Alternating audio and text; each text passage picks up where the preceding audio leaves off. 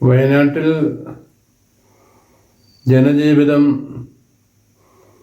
അസാധ്യമാകത്തക്ക രീതിയിലുള്ള വന്യഗൃഹ ആക്രമണമാണ് നടന്നുകൊണ്ടിരിക്കുന്നത്.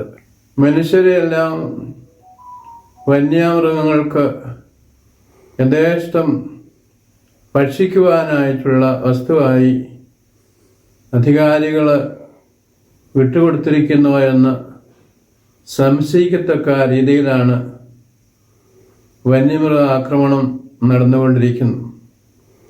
അടിയന്തരവും സത്വരവുമായ നടപടി അധികാരികളുടെ ഭാഗത്തു നിന്ന് ഉണ്ടാകേണ്ടതാണ്.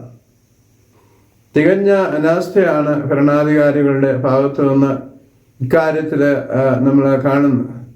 പ്രത്യേകിച്ച് കേന്ദ്ര ബഡ്ജറ്റിലോ സംസ്ഥാന ബഡ്ജറ്റിലോ വനവികസനവുമായി ബന്ധപ്പെട്ട അല്ലെങ്കിൽ വയനാട്ടിലെ പ്രത്യേകമായ സാഹചര്യം കണക്കിലെടുത്തുകൊണ്ട് സാമ്പത്തിക സഹായങ്ങൾ ഒന്നും പ്രഖ്യാപിച്ചിട്ടില്ല എന്നുള്ളതും ദുഃഖകരമായ കാര്യമാണ്.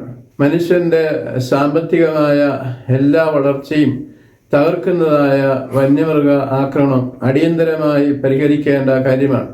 അനേക പ്രാവശ്യം ഇതേ സംബന്ധിച്ച് ധാരാളം ആൾക്കാർ ഗവൺമെൻറ്റിനെ ഉണർത്തിയിട്ടുണ്ട് എന്നിവരിൽ തന്നെ സത്വരമായ നടപടികൾ ഉണ്ടാക്കാത്തതിൽ വളരെയേറെ ഖേദമുണ്ട് എന്നറിയിക്കുവാനായിട്ട് ആഗ്രഹിക്കുകയാണ്.